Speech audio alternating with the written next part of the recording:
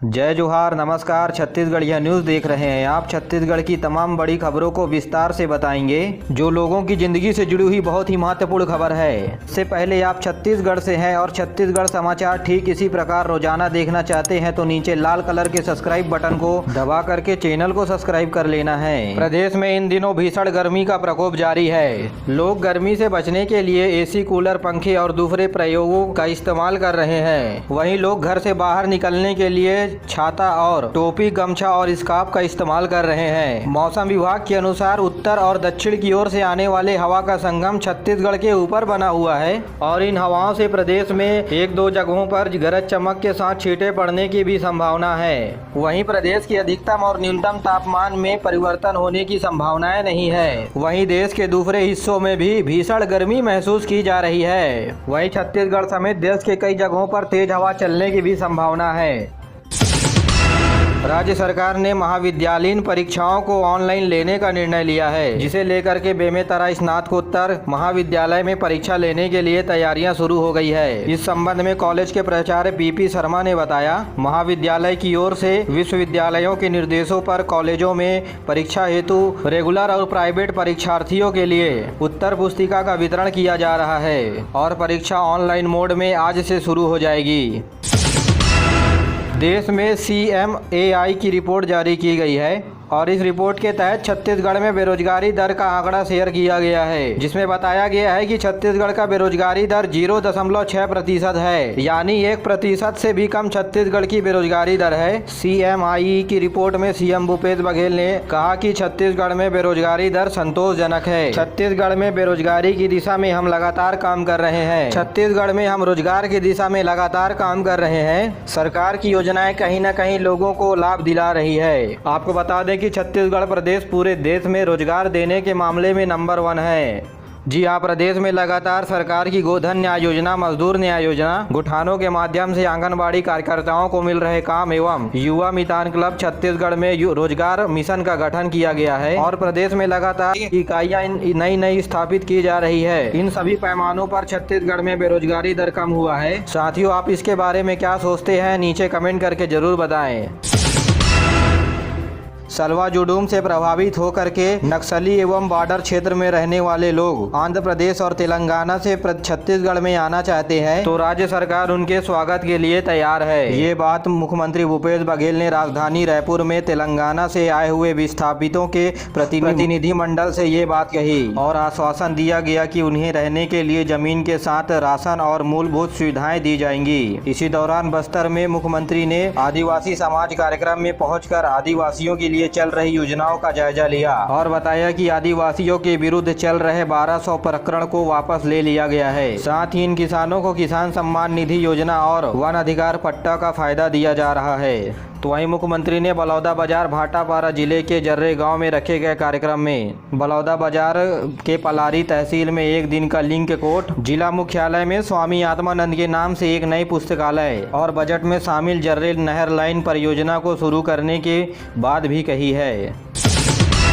राज्यपाल अनुसुईया उइके ने पंजाब में रखे गए विश्वविद्यालय कार्यक्रम में दंत चिकित्सालय में BDS के प्रथम वर्ष के छात्रों के व्हाइट कोट सेरेमनी में उपस्थित हुई। इस सम्मान समारोह में राज्यपाल ने कहा कि यह समारोह विद्यार्थियों के उत्साह को बढ़ाएगा और इसमें दंत चिकित्सालय महाविद्यालय के छात्र अपने कामों को और अपने दायित्वों का जवाबदारी पूर्वक निर्वाह करेंगे।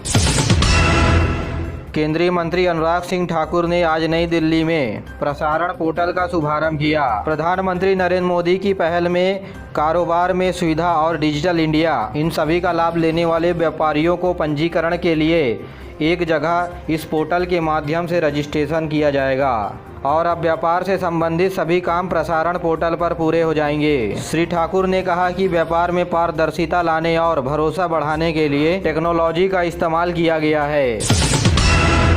राज्य में आईपीएल मैच के दौरान सट्टा खिलाने वाले लोगों के खिलाफ अभियान पुलिस विभाग के द्वारा चलाया जा रहा है। तो वहीं ऑनलाइन सट्टा खिलाने वाले 8 आरोपियों को गिरफ्तार भी किया गया है। दुर्ग पुलिस के सट्टा गिरोह के खिलाफ यह तीसरी बड़ी कार्रवाई है। इनकी तरफ से 50,000 रुपए की नगद राशि और सट्टा पट्टी बरामद किया गया है। पुलिस अधीक्षक BN मीणा ने बताया कि राज्य में सट्टा गिरोह के खिलाफ लगातार कार्रवाई की जा रही है। इस गिरोह का राष्ट्रीय और अंतर्राष्ट्रीय स्तर पर कनेक्शन का जाँच किया जा रहा है।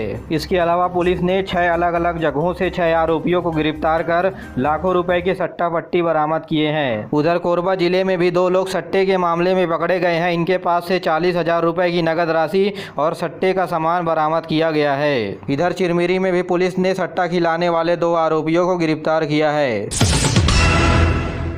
जय जोहार, नमस्कार। छत्तीसगढ़िया न्यूज़ देख रहे हैं आप। छत्तीसगढ़ की तमाम बड़ी खबरों को विस्तार से बताएंगे, जो लोगों की जिंदगी से जुड़ी हुई बहुत ही महत्वपूर्ण खबर है। इससे पहले आप छत्तीसगढ़ से हैं और छत्तीसगढ़ समाचार ठीक इसी प्रकार रोजाना देखना चाहते हैं तो नीचे लाल कलर के सब्सक्राइब बटन को दबा करके चैनल को सब्सक्राइब कर लेना है। केंद्र सरकार ने गरीबों को मुफ्त अनाज देने की योजना 6 माह बढ़ाते हुए सितंबर माह तक देने का फैसला लिया है। यह योजना कोविड महामारी के दौरान केंद्र सरकार की ओर से शुरू की गई थी। प्रधानमंत्री नरेंद्र मोदी के मंत्रिमंडल बैठक में प्रधानमंत्री गरीब अन्न कल्याण योजना को 6 महीने आगे बढ़ाने का फैसला लिया है। 6 महीना आगे बढ़ाए जाने पर छत्तीसगढ़ वासियों ने खुशी जाहिर की है। उन्होंने इसके लिए प्रधानमंत्री नरेंद्र मोदी को धन्यवाद देते हुए कहा कि इससे उनको काफी राहत मिलेगी।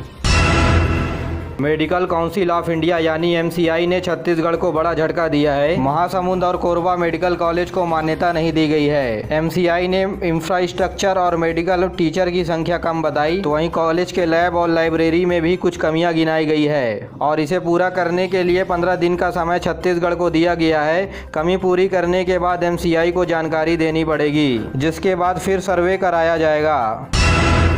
छत्तीसगढ़ उच्च न्यायालय ने राज्य सरकार को आने वाले 30 अप्रैल तक स्व सहायता समूहों को ही रेडी टू ईट और टेक होम राशन बनाने तथा वितरण का काम सौंपने को कहा है। खबर के मुताबिक महिला एवं बाल विकास विभाग ने रेडी टू ईट बनाने और उसके वितरण का काम छत्तीसगढ़ विकास बीज निगम लिमिटेड को 1 फरवरी से काम सौंपा था। इसे लेकर के महिला स्व सहायता समूहों के कुछ कार्यकर्ताओं ने वकील के माध्यम से जनहित याचिका दायर की थी। वहीं दुर्ग जिले के चंदूलाल चंद्राकर मेडिकल कॉलेज को राज्य सरकार के द्वारा अधिकृत करने के बाद राज्य सरकार के खिलाफ जनहित याचिका में सुनवाई करने को मंजूरी दे दी है। साथ ही साथ राज्य के मेडिकल बोर्ड ऑफ डायरेक्टर को नोटिस जारी करके जवाब भी मांगा है। मुख्य सचिव ने सभी अधिकारियों को राज्य में राज्य सरकार की ओर से प्राथमिकता वाले कामों को सही समय में तेजी से करने के लिए आदेश जारी किया है। उन्होंने कहा कि आने वाले दिनों में शासन की योजना वाले जिलों में जाकर योजनाओं की समीक्षा और आकलन करेंगे। इसे देखते हुए राज्य सचिव ने अधिकारियों को सचेत होकर काम करने को कहा है। तो वहीं आने वाले 15 दिनों में सभी गोठानों के अध्यक्ष और प्रभारी एवं पदाधिकारियों को निरीक्षण करने के निर्देश दिए हैं।